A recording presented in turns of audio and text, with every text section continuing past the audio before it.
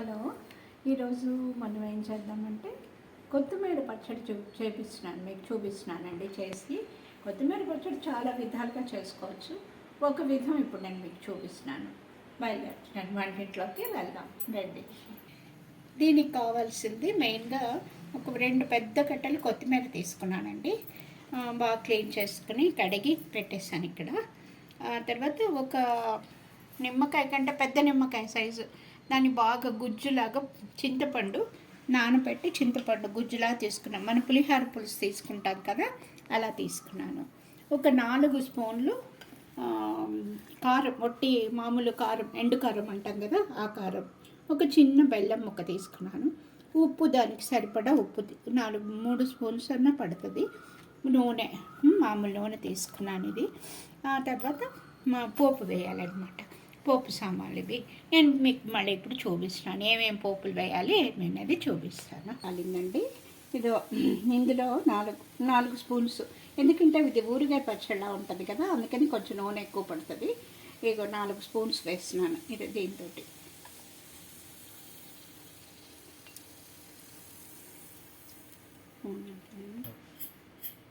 ఇగో 1 spoon నూనె కూడా కాగిపోయిందండి. 1 spoon ఆవాలు వేస్తున్నాను.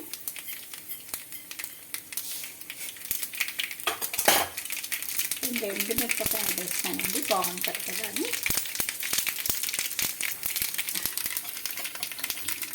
ఒక స్పూన్ మెంతులు వేస్తాను.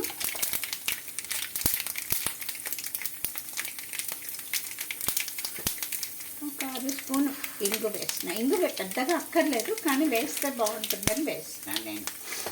మన పులిహోర పోపులాగా అయితే పప్పులు అవి వేసుకోవచ్చు. నేను ఎక్కువ వేయటం లేదు. పప్పులు వేసిన దానికంటే వేయకుండా ఉంటేనే బాగుంటుందని నాకు అనిపించింది. నేను వేయను ఎక్కువ పప్పులు. చింతపండు, ఇప్పుడు ఈ చింతపండు జ్యూస్ అంతా ఇందులో వేసేస్తున్నానండి. వేసేసి మనం పులిహోరకి ఉడకపెట్టుకున్నాం కదా, అలా ఉడకపెట్టుకోవాలన్నమాట. బాగా దగ్గర పడేదాకా ఉడకపెట్టుకోవాలి. ఇది చాలా ఈజీ అండి చేయడం, కష్టమే లేదు. మిక్సీ కూడా అక్కర్లేదు దీనికి. తుక ఉడుకుతుంది. దీనికి ఒక 3 స్పూన్స్ ఉప్పు వేస్తున్నాను నేను.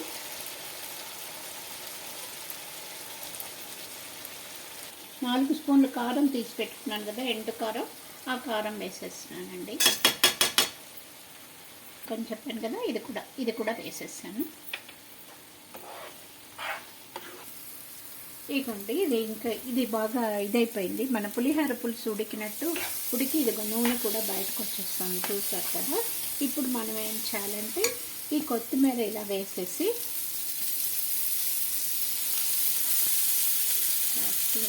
కొత్తిమీర వేసాం కదా, ఇగో ఇలా ఒక 2-3 నిమిషాలు ఇలా అయిపోతే కొత్తిమీర ఏమంది తొందరగా మగ్గిపోతుంది కదా, ఇలాగ అయిపోతుంది అన్నమాట. ఇంకా కూడా సన్నగా కూడా కట్ చేయొచ్చు, పర్వాలేదు. ఇలా ఉన్నా బాగానే ఉంటుంది.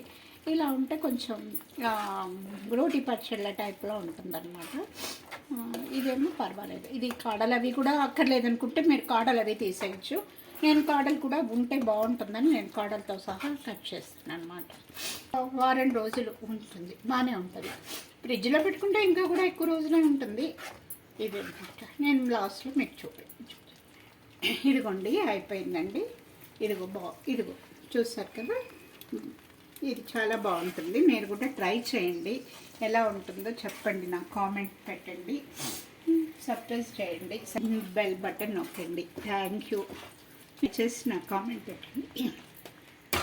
ఇది ఇలా పెట్టేసాం కదా, ఇంకా దీని మీద ఒక మూత పెట్టేస్తే ఒక 10 నిమిషాల్లో బాగా ఇంకా కూడా ఇది అయిపోతుంది. నేను స్టవ్ కూడా ఆఫ్ చేసేసాను.